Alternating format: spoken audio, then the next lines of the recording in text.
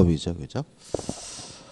요걸 이해하려면 이제 우리가 법을 분류해 봐야 됩니다. 법을 일단 우리 민법을 강행법규, 강행규정과 그다음에 임의법규, 임의규정으로 나뉘어요. 그죠? 뭐 교재는 좀 어렵게 나왔는데 우리 쉽게 기억하자고요.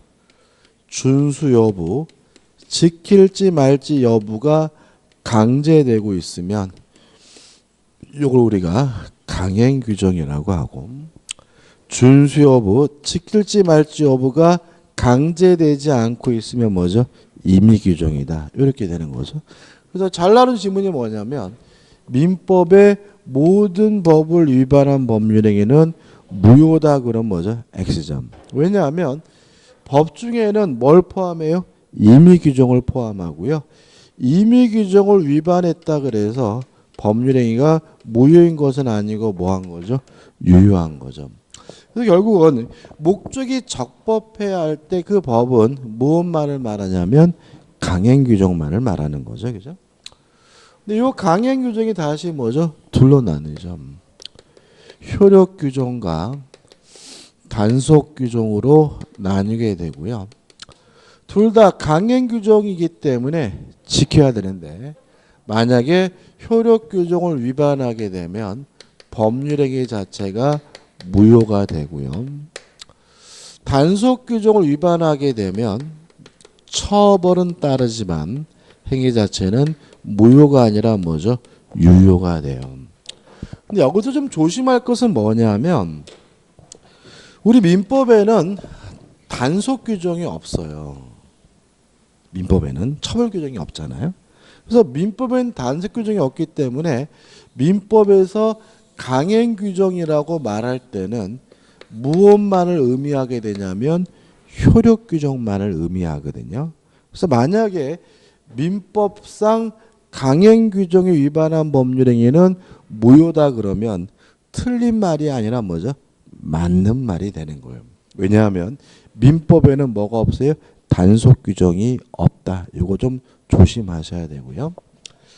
그 다음에 단속 규정은 민법에 없기 때문에 민법이 아닌 다른 법도 봐야 되는데 다른 법을 보되 항상 뭘 봐야 되는 거죠? 부동산과 관련된 거를 봐야 돼요. 왜냐하면 우리는 공인중개사 시험이니까. 그래서 교재 보면은 뭐 무허가 음식물 판매 이런 것도 나와 있지만 그런 건 출제되지 않아요. 그러면 우리가 단속 규정으로서 기억해야 될 것이 뭐가 있느냐면 두 가지를 기억해야 되죠. 첫째, 부동산 등기 특별조치법은 미등기 전매 행위를 금지하고 있는데 요거는 뭐죠? 단속 규정이다. 따라서 하다 걸리면 처벌은 받지만 행위 결과인 중간 생략 등기는 무효가 아니라 뭐죠? 유효다. 여기 아주 시험에 잘 나오죠. 자, 이런 얘기입니다. 갑이 A라는 토지를 가지고 있는데요. 을에게 팔았어요. 그리고 을이 또다시 병에게 팔면 또 파는 걸 우리가 뭐라 그러죠? 전매라고 하잖아요. 그러면 을은 어떻게 해야 되냐면 자기 앞으로 등기를 한 후 병에게 이전 등기해 줘야 되는 것이 FM인데 문제는 이렇게 하면 을에게 뭐가 떨어져요? 세금 폭탄이 떨어져요. 자기 앞으로 등기하면서 양도세, 취득세, 등록세를 내야 되고요. 병에게 팔아먹으면서 양도소득세가 부과되니까 자기한테 남는 게 없어요. 그래서 우리 자기 앞에 등기하지 않고 갑에서 병으로 직접 등기를 해줬다면 을은 자기 앞으로 등기하지 않고 한 번 더 팔아먹었으니까 을의 이러한 행위는 미등기 전매 행위라고 하고요. 부동산 등기 특별조치법이 뭐하고 있어요? 금지하고 있죠. 따라서 하다 걸리면 을은 세금 추징받습니다. 그뿐만 아니라 뭐까지 받아요? 형사 처벌까지 받게 되거든요. 근데 문제는 요 등기가 무효냐 문제인 거죠. 만약에 이 등기가 강행복규를 위반했다는 이유로 뭐가 되면요? 무효가 되면 소유권이 누구한테 가요? 갑한테 가고요. 누가 피해를 봐요? 병이 피해를 보거든요. 근데 나쁜 놈은 을인 것이지 누구가 한 것은 아니에요? 병인 것은 아니에요. 따라서 병의 등기는 무효가 아니라 뭐죠? 유효다라고 판시할 수밖에 없는 거죠. 요 등기를 우리가 뭐죠? 중간 생략 등기라고 하는 거죠. 왜냐하면 나중에 등기부 등본 떠보면 을이 안 나오죠. 뭐가요? 중간이 생략되어 있으니까. 그럼 결과적으로 을은 처벌받되 등기 자체는 무효가 아니라 뭐죠? 유효로 해석된다면 부동산 등기 특별조치법의 미등기 전매 금지 규정은 뭐가 되는 거죠? 단속 규정이 되는 거죠. 그 다음에 우리 교재 하단에 보시면 뭐가 나오냐면 핵심 판례가 나와요. 핵심 판례는 판례니까 옛날 얘기가 나오는데 주택건설 촉진법이라는 법이 나오거든요. 근데 지금은 그런 법 없어요. 주택법이죠. 그죠? 그래서 뭐냐면 주택법은 투기지역 등으로 지정되면 전매 행위를 금지하는 경우가 있는데 요 전매 행위 금지 규정도 뭐죠? 단속 규정이다. 이런 판례거든요. 따라서 전매 행위 자체가 금지되는 지역에서 전매 행위라면 처벌은 받지만 전매 행위 자체는 무효가 아니라 뭐죠? 유효다라는 판례인 거죠. 왜 그러냐면 자 이런 얘기죠. 갑이 소유하고 있는 주택을요. 을에게 팔았습니다. 근데 이 지역은 투기지역 등으로 지정이 돼가지고 전매가 금지되는 지역인데 을의 병에게 또다시 팔았어요. 뭐 한 거죠? 전매를 한 거죠. 그럼 을은 강행복규 위반했으니까 을은 당연히 뭘 받아야 돼요? 처벌은 받아야 되는데 전매는 뭐죠? 유효한 거죠. 왜냐하면 만약에 강행복규를 위반했다는 이유로 전매 자체가 무효가 되면 병은 뭘 갖지 못해요? 소유권을 취득할 수 없고요. 병이 피해를 보거든요. 나쁜 짓을 하는 건 누구예요? 을이지 병이 한 것은 아니거든요. 따라서 을을 처벌하되 행위 자체는 뭐죠? 유효하다라고 판시하고 있는 거고요. 따라서 주택법의 전매 행위 금지 규정도 뭐가 되는 거죠? 단속 규정이 되는 거죠. 두 가지 꼭 기억해 두시고. 그 다음에 넘겨보시면 이제 뭐가 나오냐면 효력 규정에서 판례가 나와 있는데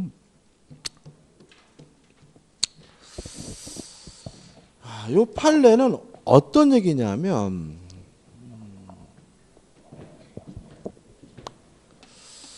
금반원의 원칙이라는 게 있었어요. 기초 강의할 때 기억나시나요? 금반원의 원칙이 뭐죠? 반대되는 언행이 금지가 된다. 제가 대학 다닐 때는 우리 법대생끼리는 뭐라 그러냐면 화장실 원칙.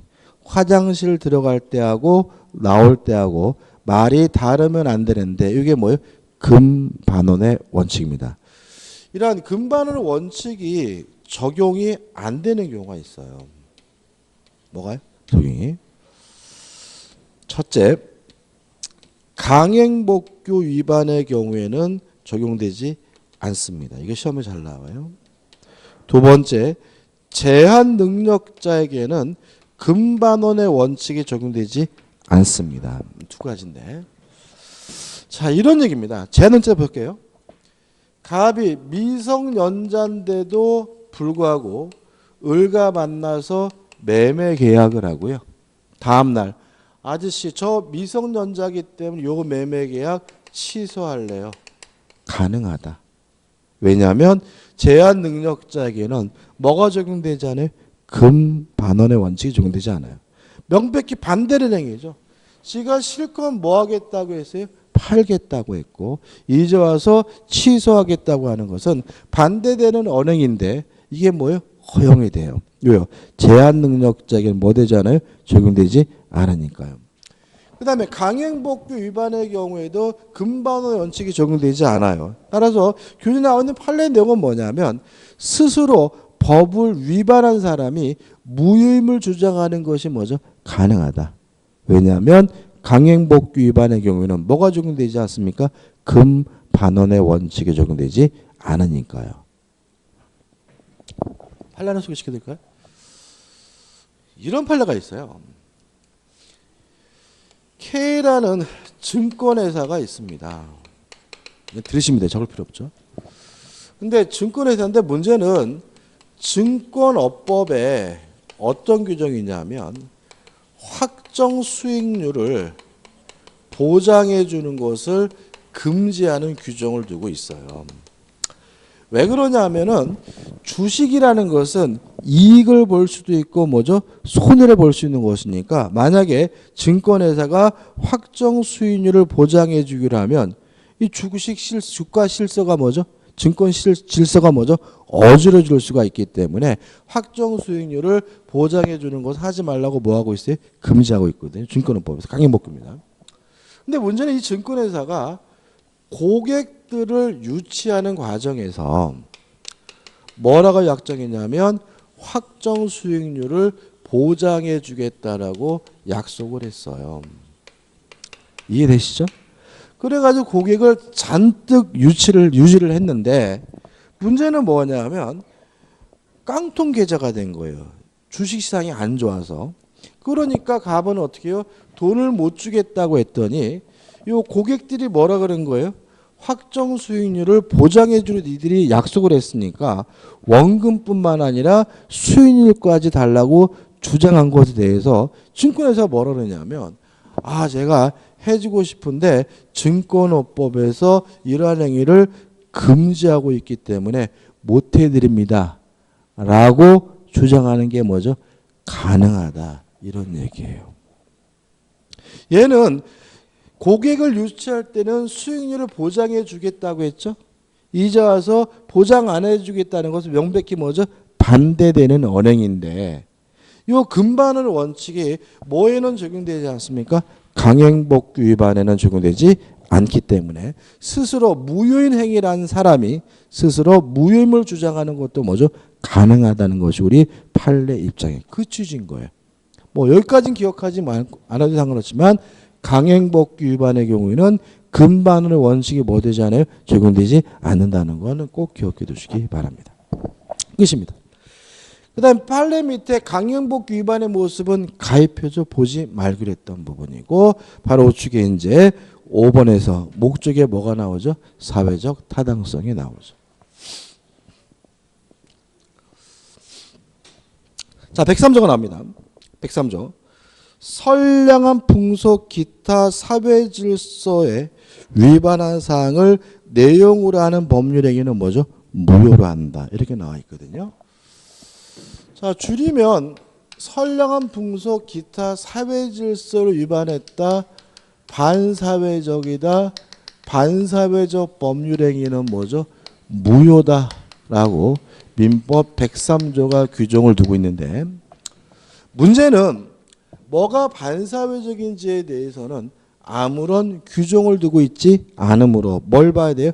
판례를 봐야 된다. 그래서 첫 번째 판례가 중요한데 일단 우리 판례는 뭐가 반사회적인지에 대해서 첫째, 법률행위 자체가 반사회적인 경우가 있다. 이렇게 첫 번째 요령을 끌어내고 있고요. 쉽게 말하면 뭐죠? 나쁜 짓을 말하는 거죠. 그래서 예를 들어 가지고 범죄를 저지르기로 계약을 했다.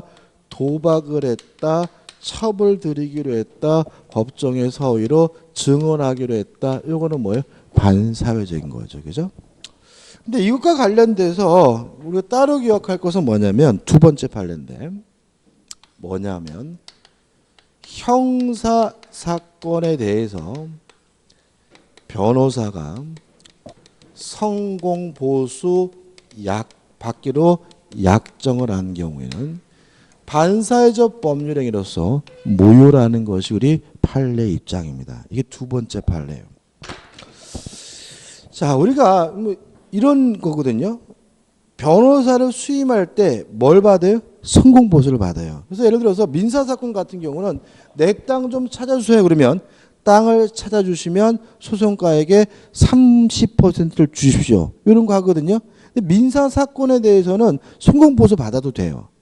근데 문제는 형사 사건에 대해서 변호사가 성공보수를 받을 수 있느냐, 이게 논란이 됐는데 2015년도 우리 대법원이 반사배적에서 무효다라고 뭐하고 있는 거예요? 판시하고 있는 거예요. 왜 이렇게 판시를 하게 됐냐면 그동안 우리가 알다시피 형사사건에 대해 성공보수 변호사들 많이 받았거든요. 근데 내용이 뭐예요? 유치장에서 빼주면 뭐죠? 돈 주겠다. 무죄 판결 받으면 뭐죠? 돈 주겠다. 이런 내용이니까 변호사들이 뭐 하게 돼요? 불법을 저지르게 돼요. 변호사들이 뭐 하게 돼요? 전관 예우를 동원하게 되는 거죠. 그죠? 그래서 실제로 지금은 많이 없어졌지만 아직도 있습니다. 아직도 있고요. 그래서 예를 들어서 형사 사건이 휘발렸어요. 그럼 변호사를 선임해야 되잖아요. 그럴 때 뭐 김앤장 선임하면 될까요? 아니에요. 오히려 보통 이제 어떻게 하냐면 경찰서에 끌려갔다가 이제 뭐죠? 영장을 이제 검찰로 송치되잖아요. 그죠? 검찰로 송치되면 여기서 이제 뭐예요? 불구속 처분을 받으면 좋죠. 그래서 이제 검찰이 뭐예요? 영장을 청구하게 돼요. 그죠? 영장을. 구속영장을. 요 때는 어떻게 하냐면 요 담당 검사의 대학 동창을 찾아서 선임하면 제일 유리해요. 그래서 담당 검사 있잖아요. 그러면 이 사람의 뭐죠? 대학이 어디 나왔는지, 몇 살인지 알아보고 가지고 그 나이와 비슷한 같은 학교 출신의 변호사냐면 되게 가까워요. 거의 뭐죠? 친구 내지는 형 뭐 이 정도 사이. 그래서 뭐죠? 여기서 빼낼 수가 있어요. 김앤장이 중요한 게 아니에요. 우리나라는 다 뭐예요? 인맥이에요. 근데 이것도 안 됐어. 그럼 이제 뭐예요? 영장을 청구하잖아요. 그죠? 그럼 영장을 청구하면 영장 담당 판사가 있잖아요. 그죠? 그럼 영장 담당 판사가 있는데 보통 이 사람들이 돌아가면서 해요. 그럼 또 뭘 파악하는 거예요? 영장 담당 판사들의 대학 뭐죠? 출신, 나이 파악을 해가지고 영장 전담 판사의 동창 친구를 변호사로 선임하는 거예요. 그러면 이제 누가 담당 판사 될지 모르잖아요. 아, 이런 거 방송하면 안 되는데. 그러면 이제 뭐예요? 요 친구인 변호사가 검사를 찾아가가지고 요 사람이 담당일 때 영장을 신청해 주셔라고 부탁을 해요. 그러면 검사가 그거는 받아줘요. 그러면 이제 뭐죠? 친구인 판사한테 뭐죠? 신청을 해. 그럼 뭐 여기서 이렇게 뭐 이런 식으로 해서 예? 근데 이렇게 하니까 결국은 뭐예요? 이 성공보수가 어마어마하게 흘러가는 거예요. 그래가지고 이것이 결국은 뭐예요? 결국은 불법을 만들고 비리를 만든다 그래서 대법원에서 이제는 형사사건에 대해서는 성공보수 받지 말자. 그런 의미에서 변호사가 형사사건에 대해서 성공보수를 받기로 했다면 그 약점 자체가 반사회적에서 무효다라고 뭐하고 있어요? 판시하고 있는 거예요. 이해되시죠? 그럼 여기서 좀 생각해 볼 게 있어요. 자, 이 판례는 2015년도 판례거든요. 그러면 그 전에는 성공보수 받아왔잖아요. 지금은 받으면 안 되는 거예요. 이제는 받으면 안 되는 거죠. 형사사건에서 받으면 그건 뭐예요? 신고하면 되는 거예요. 뭐죠? 받아왔잖아요. 그죠? 그런데 그러면 요 가구권은 어떻게 할 거냐? 요 문제에 대해서 우리 판례는 두 가지인데 반사회적인지 아닌지를 판단하는 기준 시점은 언제를 기준으로 하냐면 법률, 행위, 시를 기준으로 한다는 것이 요 판례의 중요한 점입니다. 따라서 요 판결 이후에 2015년 이후에 성공보수 약정은 뭐예요? 반사회적에서 무효고요. 요 판결 전에 이루어진 성공보수 약정은 무효가 아니라 뭐죠? 유효다. 이것이 판례 입장입니다. 자, 언제를 기준으로 합니까? 법률행위 시를 기준으로 하는 거예요. 이해되시죠? 그죠? 자, 그럼 두 가지입니다. 형사사건에 대해서 변호사가 성공보수를 받기로 하는 것은 뭐죠? 반사회적이다. 두 번째, 반사회적인지 아닌지 여부는 언제를 기준으로 합니까? 법률행위 시를 기준으로 해가지고 반사회적인지 아닌지 여부를 판단한다. 요 판례가 중요하니까 기억해 두시기 바라고. 첫 번째 끝났고, 그 다음에 두 번째 유형이죠. 자, 법률행위 자체는 반사회적이지 않아요. 이게 무슨 말이죠? 나쁜 짓이 아니라는 얘기죠. 나쁜 짓은 아니지만 일정한 요건을 갖추게 되면 반사회적에서 무효라는 것이 있는데, 첫 번째 강제하게 되면 반사회적인 경우가 있다. 따라서 별거 계약은 반사회적 법률행위로서 무효다. 혼인 예약도 반사회적 법률행위로서 무효다. 자, 왜 그러냐면 반사회적 법률은 무효라는 말은 효과가 없다는 얘기니까 뭐 할 필요 없다는 얘기예요? 이행할 필요가 없다는 얘기잖아요. 그죠? 그래서 아까 말씀드린 것처럼 만약에 변호사가 형사사건에 대해서 성공보수 주죠. 그럼 어떻게 해요? 주겠다고 계약했더라도 그건 뭐예요? 무효니까 안 줘도 된다. 이런 얘기인 거예요. 무슨 아시겠어요? 그죠? 그러니까 우리가 무효인 거 굳이 싸울 필요 없어요. 그래 알았다. 깨끗하게 사인해 줄게 하고서는 무효라면 안 줘. 그러면 걔가 뭐죠? 취할 방법은 없는 거예요. 아무리 변호사라더라도. 그죠? 아니 이게 무슨 말이냐. 자, 이런 얘기인 거죠. 자, 별거 계약은 그 자체는 뭐가 아니에요? 나쁜 짓이 아니에요. 근데 문제는 별거 계약은 뭐 할 수 없어요? 강제할 수가 없죠.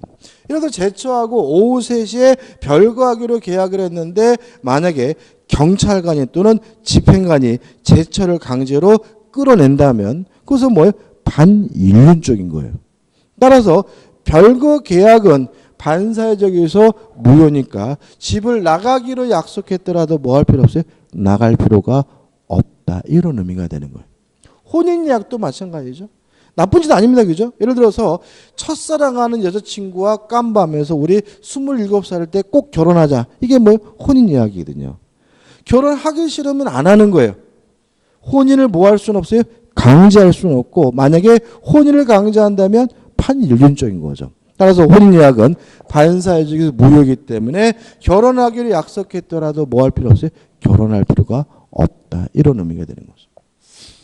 그 다음에 두 번째 반사회 질서적인 조건이죠. 그죠? 자, 이게 무슨 말이냐면 법률행위 자체는 반사회적이지 않지만 조건이 뭐죠? 반사회적인 경우가 있고 이거 아주 시험에 잘 나오는데 결론은 뭐냐면 법률행위 전체가 싹 무효가 된다. 이게 결론인 거죠. 자, 이런 얘기를 했죠. 내가 너에게 1억을 주겠다라고 약속을 했어요. 그러면 요 자체는 뭐 하잖아요? 반사회적이지 않은 거죠. 근데 조건이 뭐냐면 예를 들어서 갑돌이를 살해하면 1억을 주겠다라고 했어요. 그러면 법률행위 자체가 반사회적인 것이 아니라 뭐가요? 조건이 반사회적인 거죠. 물론 1억을 갑을 살해하게 하기로 하는 것만 무효인 것이 아니라 1억을 주기로 하는 것도 뭐죠? 무효인 거다. 따라서 사람을 서로 죽였다 하더라도 1억을 뭐 할 수 없어요? 받을 수는 없다. 다시 말하면 조건이 반사회적이면 조건만 무효인 것이 아니라 법률행위 뭐죠? 전체가 싹 무효가 됩니다. 그 다음에 세 번째입니다. 세 번째가 또 최근에 잘 나와요. 자, 법률행위 자체는 반사회적이지 않지만 금전적 대가가 결부되는 경우에도 반사회적인 경우가 있습니다. 두 가지죠. 첫째, 법정에서 정당하게 증언하기로 계약을 했다면 요 자체는 뭐 하잖아요? 반사회적이지 않은데 뭐 받고 하면요? 돈 받고 하면 뭐죠? 반사회적입니다. 왜냐하면 법정에서 허위로 증언하면 위증죄로 뭐죠? 처벌받죠. 그죠? 다시 말하면 당연히 법정에서는 정당하게 증언해야 할 뭐가 있어요? 의무가 있는 거예요. 당연히 해야 될 것인데 그것을 하기 위해서 뭐예요? 돈을 요구하거나 돈을 받기로 했다면 이거는 뭐가 돼요? 반사회적에서 어떻게 해요? 무효가 되는 거죠. 그죠? 요새 보니까는 참 그 예천 뭐죠? 예천군 군후의 의원이 캐나다로 여행 가가지고 그죠? 가이드 폭행하고 또 가이드에게 뭐죠? 여자 나온 술집 가자라고 요구하고 막 그랬다더라고요, 그죠? 미쳤죠, 그죠? 근데 엽기적인 것은 그 합의를 했더라고요, 때렸다고. 그래가지고 합의를 했는데 우리나라 돈으로 한 600만 원 정도 받았어요. 그런데 이제 그러면 이제 이 인간들은 뭐예요? 끝났겠거니 생각을 했겠죠, 그죠? 근데 그 피해자가 언론하고 막 인터뷰를 하는 거예요, 지금 그죠? 내가 이 인간하고 뭐죠? 합의했는데 뭐 사과받은 적이 없다. 심지어 뭐라 그랬냐면 너도 나 때려. 그리고 내가 돈 주면 되잖아. 네가 돈 주면 되잖아. 뭐 이런 식으로 얘기도 하고 뭐 이런 식으로 얘기했다라고 막 인터뷰를 막 하더라고요. 그러면서 막 그 양반이 실명을 막 공개를 하더라고요. 뭐 나 때린 사람은 누구, 뭐 여자 불러라고 막 요구한 사람은 뭐 건 누구 뭐 의원 막 이렇게 얘기하더라고요. 그래서 저 사람 저렇게 막 이름을 막 해도 될까라고 했는데 그 양반이 미국 사람이더라고요. 미국 시민권자더라고요. 그러니까 그 사람 미국 시민권자는 한국 사람 아닙니다. 그죠? 미국 시민권자는 외국 사람이에요. 영주권자는 한국 사람이에요. 근데 시민권자는 뭐죠? 미국 사람이죠. 그러니까 제가 보니까 이 사람이 미국 시민권자더라고요. 그러니까는 뭐 이놈들이 뭐 국내 법원에다가 뭐 명예훼손이 뭐니 고소하고 지랄하더라도 자기는 뭐죠? 안전하다고 생각하시나 봐. 그래가지고 막 그냥 막 오늘 아침에도 막 인터뷰하더라고. 막 건 누구가 뭐 여자 부르라고 그러고 막 술 먹고 돌아다니면서 막 고성 지르고 막 호텔에서 막 얘기하시더라고요. 그래서 야, 미국 시민권도 괜찮은 것 같아요. 아 뭐야 그게 죠? 저는 개인적으로 지방자치 하는데 기초자치는 안 했으면 좋겠어요. 그러니까 다시 말하면 그냥 서울, 대전, 충남 여기까지만 하고 구 안 했으면 좋겠어. 군도 안 했으면 좋겠어. 뭘 하는지 모르겠어 이거. 그죠? 여기 뭐 구의회 의원이 있다 그래서 뭐 걔네들이 뭐 하는 게 있어요. 맨날 지들끼리만 짝짝꿍이지. 왜 세금을 내는지 모르겠어 저는. 차라리 그냥 그러니까 이게 원래 지방자치 시작이 원래는 유럽은 이런 거거든요. 그러니까 지역에 있는 지방자치가 발전이 돼서 중앙정부를 구성하고 그래서 뭐예요? 민주주의가 만들어진 거거든요. 그러니까 걔네들은 이거는 뭐예요? 풀뿌리 민주주의라 그러잖아요. 걔네들은 역사적으로 중앙정부가 민주화가 된 게 아니라 무엇부터요? 지방자치부터 먼저 시작이 돼서 뭐예요? 중앙정부를 민주화시킨 거니까 걔네는 이걸 풀뿌리 민주주의라 그래서 그걸 중요시하는 경향이 있어요. 근데 우리는 역사적으로 그런 사실이 없잖아요. 그러니까 왜 자꾸 그거를 막 유럽과 기교해가지고 풀뿌리라는지 모르겠어요. 저는 개인적으로 그냥 그건 걔네 얘기고 우리는 풀뿌리 없었잖아. 없었으니까 그냥 뭐예요? 그냥 광역자치까지만 하고 그 밑으로는 그냥 뭐예요? 그냥 옛날처럼 돌아갔으면 좋겠어. 그러면 그냥 깜도 안 되는 인간들이 그냥 뭐 무슨 군의회 빠지 보셨죠? 뭐하고 똑같이 생겼어요? 국회의원하고 똑같이 생겼습니다. 그죠? 크기도 더 커요. 예, 크기도 더 커요. 그래가지고 보면 아주 그냥 반짝반짝거려 미친놈들. 아유, 뭐가 되게 나왔죠? 여기서 조심할 게 있어요. 정당한 증언을 하쪽으로 돈을 받으면 반사직 무효잖아요, 그죠? 근데 받을 수 있는 돈이 있어요. 일실소득 받을 수가 있습니다. 예를 들어 가지고 대전에 계시는 분이 서울 가서 증언하려고 해요. 근데 이분이 택시 기사세요. 나 한 달 일당 주셔. 요거는 받을 수 있어요. 하나 일당. 그 다음에 교통비, 여비 등은 받을 수 있어요. 뭐 KTX 값이나 하룻밤 자면 뭐죠? 여간비. 이 정도는 줄 수 있고요. 요것을 뭐해서요? 초과해서 지급하기로 하면 요때는 정당한 증언을 하기로 했더라도 뭐가 돼요? 반사회직에서 무효라는 것이 우리 판례 입장입니다. 그 다음에 두 번째, 공무원이 정당하게 직무를 집행하기로 계약을 했는데 뭐 받고 하기로 했어요? 돈 받고 하기로 했다면 뭐죠? 반사회적이다. 왜냐하면 이게 뭐예요? 뇌물인 거잖아요. 그죠? 그게 무슨 말이냐면 공무원은 법적으로 정당하게 직무를 집행해야 할 뭐가 있는 사람이에요? 법적 의무가 있는 사람이죠. 근데 그 의무가 있는 사람이 해줘야 될 사람이 뭘 요구해요? 돈을 요구하거나 돈을 받기로 했다면 뭐가 돼요? 반사회적에서 어떻게 해요? 무효다. 이렇게 되는 거죠. 그 다음 네 번째, 동기가 반사회적인 경우가 있죠. 동기가. 일단 동기가 반사회적인 경우에는 원칙적으로 뭐합니까? 유효합니다.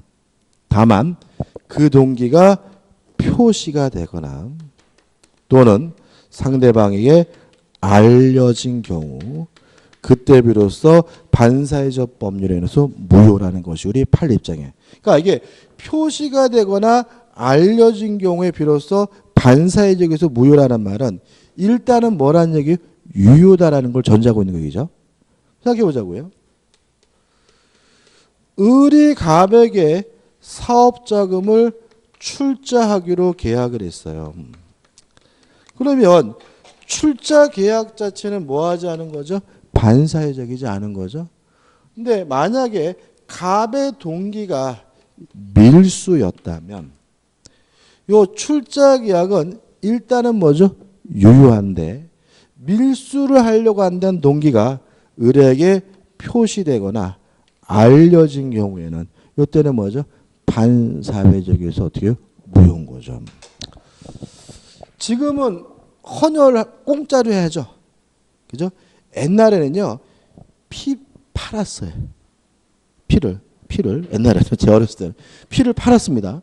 그래가지고 돈이 필요하신 분들은 진짜 막판에 몰리면 병원 가가지고 피 뽑고 돈을 받았어요.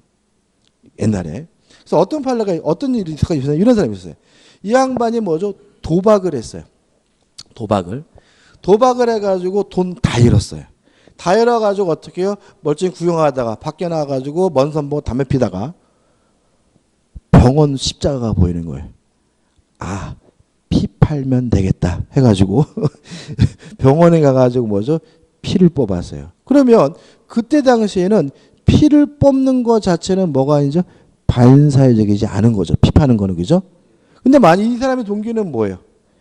도박 자금을 마련하려고 뭐죠? 피를 뽑은 것이니까 뭐가 반사회적이에요? 동기가 반사회적인 거예요. 일단은 뭐죠? 유효하지만 도박을 하려고 한다는 동기가 병원 측에게 표시가 됐거나 알려졌다면 반사회적에서 어떻게 해요? 무효인 거예요. 이 사건은 좀 특이합니다. 뽑았어요. 뽑아서 어떻게 해요? 했어요. 했는데 다 잃었어. 나왔어요. 또 뽑으러 갔어요. 2번 뽑았거든요. 뽑아가지고 돈을 받고 또 있는데 또 다 잃었어요. 3번째 뽑으러 간 거예요. 그러니까 병원에서 아니 왜 이렇게 자꾸 피를 뽑으세요? 그러니까 이 사람이 뭐라 그런 거예요? 아 내가 지금 도박하는 중인데 돈이 지금 계속 잃어서 피를 뽑는 거라고. 그러면 뭐예요? 뽑지 말아야죠. 왜요? 뽑기를 했더라도 반사회적 법률의 무효니까 뭐 할 필요 없는 거예요? 이행할 필요가 없는 거죠. 근데 문제는 병원 측에서 뭐죠? 뽑아줬고요. 그 양반이 쇼크로 죽었어요. 왜? 실제 사건이에요. 그래가지고 병원이 뭐죠? 처벌받았던 일이 있습니다. 자, 동기가 반사회적이면 일단은 뭐요? 유효하지만 동기가 표시가 되거나 알려진 경우에 피로써 뭐죠? 반사회적 무효입니다. 여기까지 했죠. 지금 2가지 했죠, 그죠? 2가지. 그 다음에 3번째로 요새 보면은 별 사건 많잖아요, 그죠? 옛날에도 별 사건 많습니다. 그러니까 이게 뭐 어떤 게 있냐면 옛날에는 그러니까 제가 아는 사건들은 다 뭐예요? 판례를 공부하다가 알게 된 사건인 거고 옛날에는 희한한 일이 언론에 보도가 안 됐죠. 그전 옛날에는 신문 기사라 나와야 보도가 되니까. 근데 지금은 기자만 기사 쓰는 게 아니죠. 일반인도 페이스북이다 트위터다 해가지고 기사처럼 뭐예요? 기사를 쓰니까 이제는 우리가 어떤 상황이 된 거예요? 굳이 알 필요가 없는 사실까지 너무 많이 알게 되는 거죠. 그러니까 세상이 더욱더 각박해지고 세상에 또 문제가 많아진 게 아니라 원래부터 그런 문제를 뭐죠? 내포하고 있었는데 요새는 뭐예요? 정보화 사회가 되는 바람에 몰랐던 일들이 우리가 뭐예요? 다 알게 되니까 더 불행한 것 같아. 그러니까 과학이 발달한다 해서 행복한가에 대한 의문이 좀 얘가 좀 들어요. 차라리 그냥 모르면 더 알 수 있는 것들이 그냥 알게 되니까 그냥 아침마다 뭐죠? 속상하고 인터넷 보기만 하면 뭐죠? 짜증나고 그러잖아요. 세 번째. 자, 혼인한다, 약혼한다 같은 가족법상의 자유는 절대적으로 보장이 돼야 됩니다. 따라서 가족법상의 자유를 제한한다면 심하든 심하지 않든 반사회적 법률행위로서 무효라는 것이 우리 판례 입장입니다. 따라 등장인물 조심하셔야 된다 그랬죠. 가족 중에 미혼인 커플이 등장하면 혼인할 수 있는 자유를 제한하는지를 따져봐야 되고요. 혼인할 수 있는 자유를 제한하면 심하든 심하지 않든 뭐가 돼요? 반사회적에서 무효입니다. 가장 대표적인 것이 뭐예요?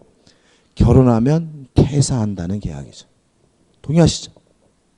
혼인하면 퇴사한다는 계약은 결과적으로 무슨 자유를 제한하게 돼요? 혼인할 수 있는 자유를 제한하니까 반사회적에서 무효예요. 그럼 무슨 의미가 됩니까? 그 우리나라 여승분들이죠. 여승분들 얘기란 말이죠. 여성분들이 혼인하면 퇴사하겠다고 각서를 썼더라 하더라도 각서는 반사회적에서 무효니까 뭐 할 필요 없어요? 이행할 필요가 없고요. 따라서 혼인하더라도 뭐 할 필요 없어요? 퇴사할 필요가 없다. 이런 의미가 되는 거죠. 이해되시죠? 그죠? 그 다음에 부부가 등장하면 뭘 조심하셔야 돼요? 이혼할 수 있는 자유를 제한하는지를 따져봐야 되고 이혼할 수 있는 자유를 제한한다면 이것도 심하든 심하지 않든 뭐가 돼요? 반사회적에서 무효입니다. 근데 문제는 우리가 이혼은 나쁜 짓이라는 생각이 있어가지고요. 이혼의 자유는 제한해도 상관이 없다라는 이런 심정을 갖게 돼요. 그러다 보니까 시험에 뭐가 많이 나와요? 밑에 게 많이 나와요. 근데 이런 거죠. 만약에 이혼할 수 있는 자유를 제한하고 있다면 법은 위헌인 거예요. 그래서 사랑과 전쟁 보면 신구 선생님이 마지막에 90일 후에 보겠습니다 나오잖아요. 그걸 이혼 숙려 제도라고 하는데 그거 위헌입니다. 왜냐하면 90일 동안 다시 한번 생각해 보라는 얘기잖아요. 뭐죠? 이혼할 수 있는 자유를 제한하는 거예요. 그게 지금 헌법재판소에서 위헌 심판 중이에요.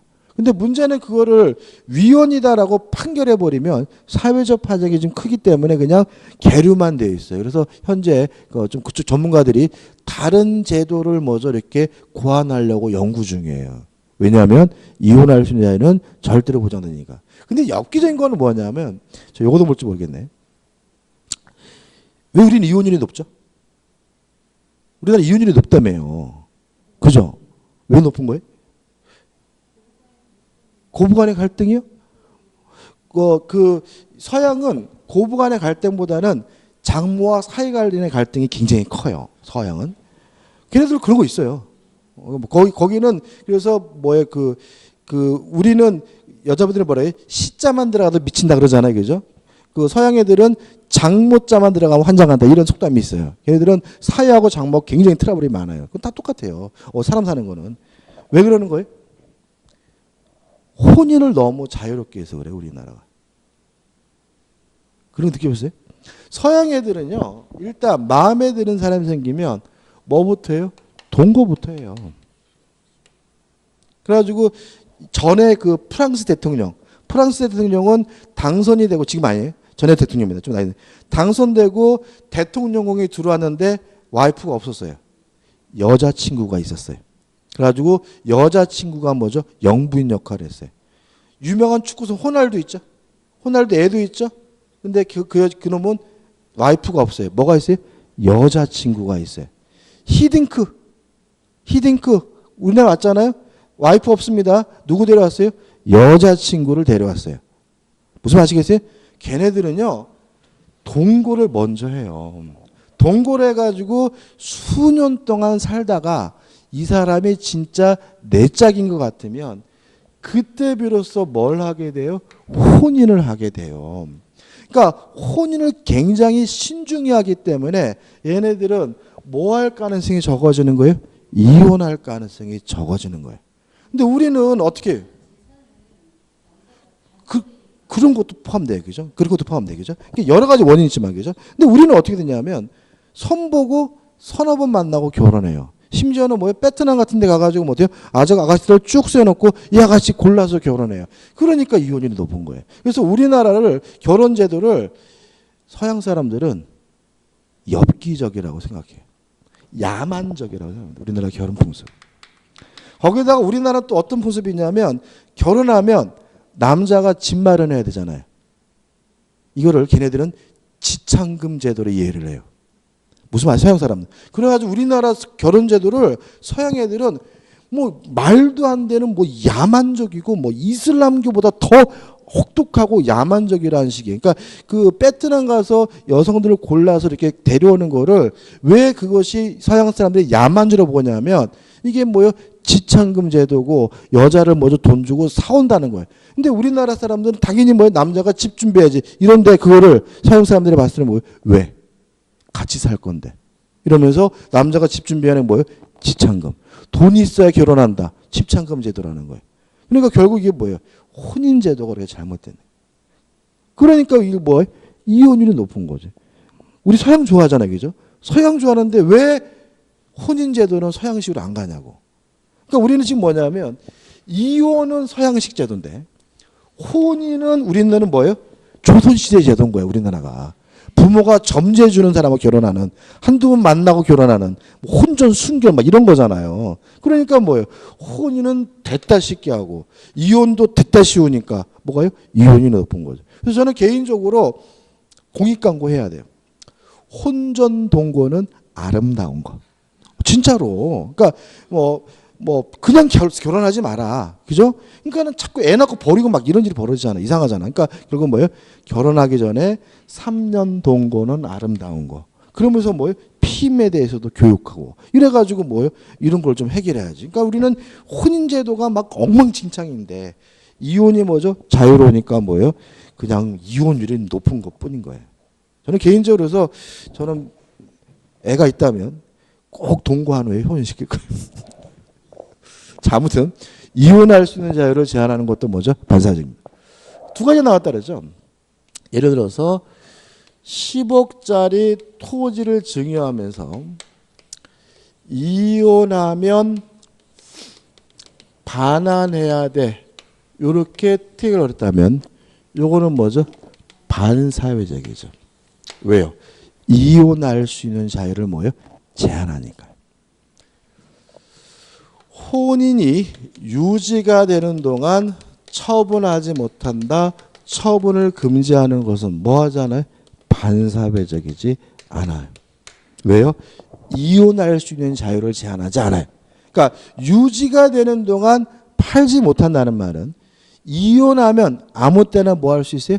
팔 수 있다는 얘기고 이런 특약은 무슨 자유를 제한하지 않아요? 이혼할 수 있는 자유를 제한하지 않기 때문에 뭐 하지 않은 거죠? 반사회적이지 않은 거죠. 기억해 두시고. 그다음 네 번째가 중요하죠. 인간이면 누구나 당연히 하는 것으로 평가된다면 서로 그것이 나쁜 짓이라 하더라도 뭐 하지 않습니까? 반사회적이지 않습니다. 첫째, 세금 회피는 뭐 하잖아요? 반사회적이지 않습니다. 그죠? 세금이 부과됐는데 꼭 내고 싶은 놈은 뭐예요? 또라이인 거예요. 인간이면 누구든지 안 내려고 하는 것이 뭐예요? 인지상정이고요. 어떤 형태든 세금을 안 내려고 하는 행위는 뭐예요? 반사회적이 않아요. 그래서 시험에 잘 나는 게 뭐예요? 이거죠.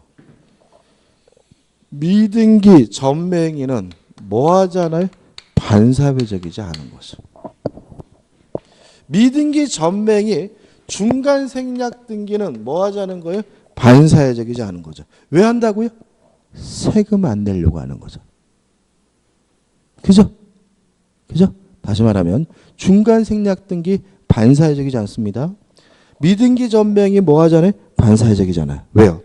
세금 회피는 인간의 본성 발행이니까 어떤 형태의 세금 회피행위도 뭐 하지 않습니까? 반사회적이잖아요. 판례 하나 또 설명드릴까요?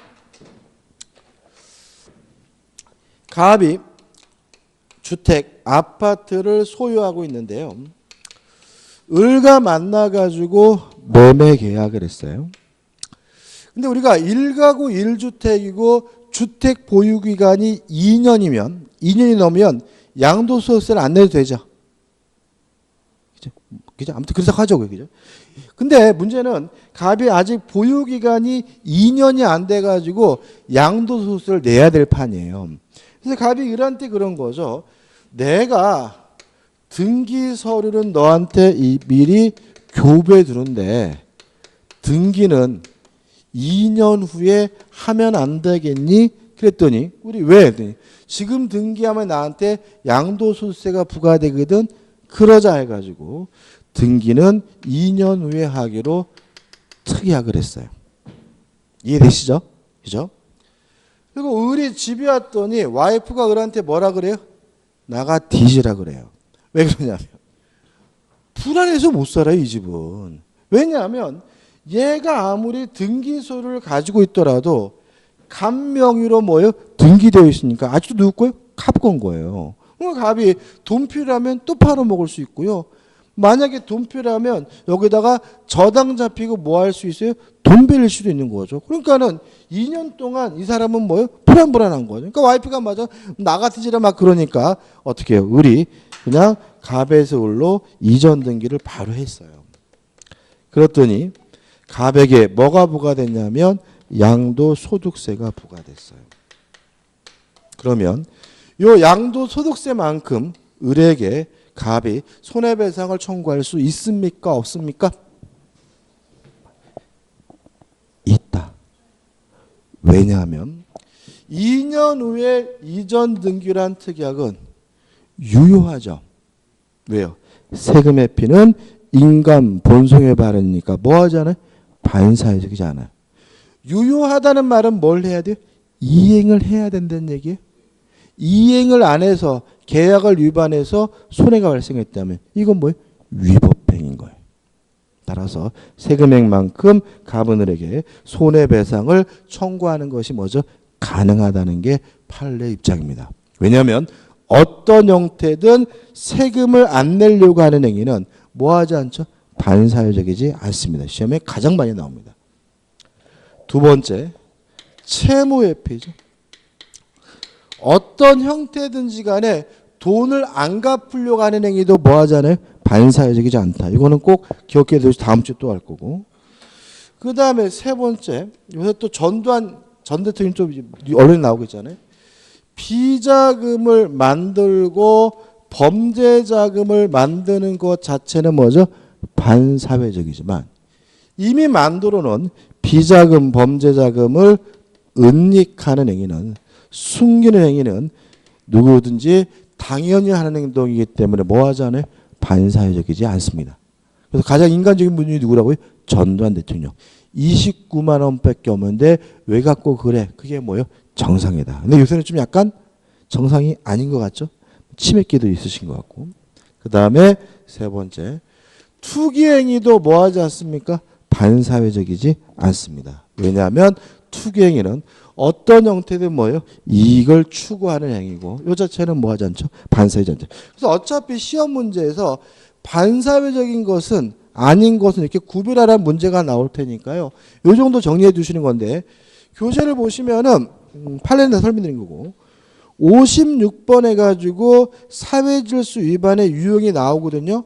이건 한번 쭉 보시는 거죠. 보시는 건데 교재 분류 방식은 우리 판례 분류 방식이 아니라 일본 학자의 분류 방식이에요. 보통 책을 이렇게 쓰기 때문에 저도 그냥 그렇게 썼을 뿐이고 그냥 우리가 기억할 것은 뭐죠? 요거예요. 그래서 교재 나와 있는 거 보면서 어디에 해당하는지를 한번 생각하시면서 보시고요. 뭐 하려고 하지 마세요?